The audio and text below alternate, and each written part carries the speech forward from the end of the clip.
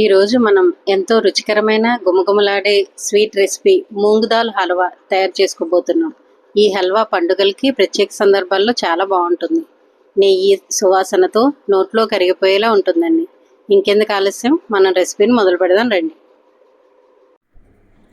నమస్తే అందరికీ, welcome to my channel. నేను ఇప్పుడు పెసరపప్పుతో హల్వా చేస్తున్నానండి. దానికోసం ఒక కప్పు పెసరపప్పు తీసుకున్నాను. ఒక 4 గంటల ముందర నానబెట్టుకున్నాను. దీన్ని కొంచెం నానిన తర్వాత నీళ్ళన్నీ వడగట్టేసుకున్నాను. ఇప్పుడు దీన్ని మిక్సీ చేసుకుందామండి. నీళ్లు లేకుండా వేసేసుకోవాలి. గ్రైండ్ చేశాను కదా, అది మూత తీసి చూద్దామండి. ఇలా గ్రైండ్ అయితే చాలు, మరి పేస్ట్ లాగా అవ్వనవసరం లేదండి. దీన్ని తీసుకుని పక్కన పెట్టేసుకుందాము. ఏ కప్పుతో అయితే పెసరపప్పు తీసుకున్నామో అదే కప్పుతో షుగర్ తీసుకుంటున్నానండి. సేమ్ క్వాంటిటీ తీసుకుంటున్నాను. అన్నీ ఒక ప్యాన్లో వేసేసుకుని అదే కప్పుతో ఎంత పడుతుందో తీసుకున్నాము అంతే వాటర్ కూడా తీసుకుందాము. ఈ వాటర్ పోసేసుకుని పంచదార అంతటిని కరిగించుకుందామండి. పాకం వచ్చేలా కరిగించుకుందాం.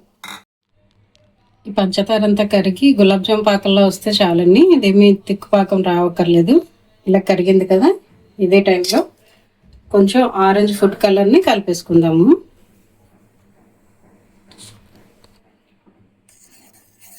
షుగర్ సిరప్ని పక్కన పెట్టుకున్నాం కదండి. ఇంకొక వేరే ప్యాన్ పెట్టుకుని అది కొంచెం హీట్ అయ్యాక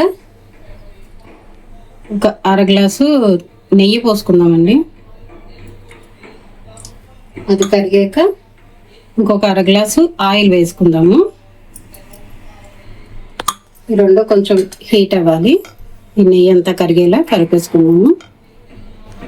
మనం గ్రైండ్ చేసుకున్న పేస్ట్ ఉంది కదండి పెసరపప్పుది, అదంతా ఇందులో వేసేసుకుందాం. దీన్ని అంతటిని బాగా కలిపేసుకుందామండి.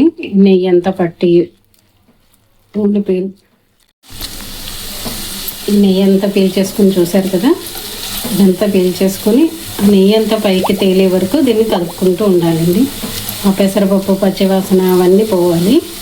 అంతవరకు మనం ఇలా కలుపుకుంటూ ఉండాలి. విడివిడిగా వచ్చేస్తుంది. చూసారు కదా, ఇలా వేగింది కదా, విడివిడిగా పొడి పొడిలాడుతూ వచ్చేస్తుంది.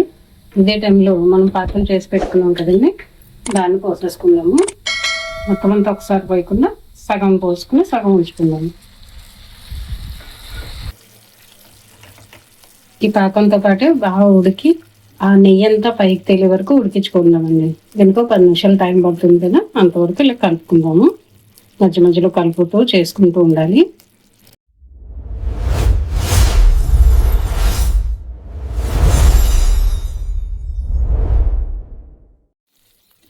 ఇలా కలుపుకుంటూ ఉంటే ఒక పావు గంట తర్వాత ఇలా నెయ్యి అంతా పైకి తేలుతుంది చూసారా. ఇదే టైంలో స్టవ్ ఆఫ్ చేసేసుకుందామండి.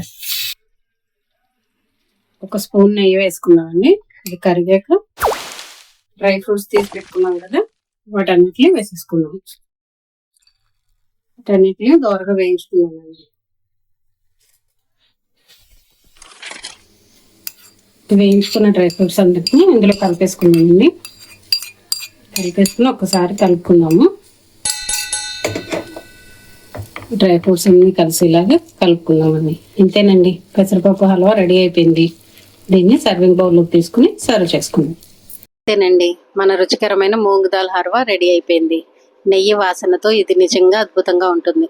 మీరు కూడా ఇంట్లో ట్రై చేసి మీ అభిప్రాయాలని కామెంట్స్లో చెప్పండి. ఈ వీడియో నచ్చితే లైక్ చేయండి, షేర్ చేయండి, మరియు ఈ ఛానల్ సబ్స్క్రైబ్ చేసుకోవడం మర్చిపోవద్దండి. మరొక కొత్త రెసిపీతో త్వరలో కలుద్దాం. అప్పటి వరకు హ్యాపీ కుకింగ్.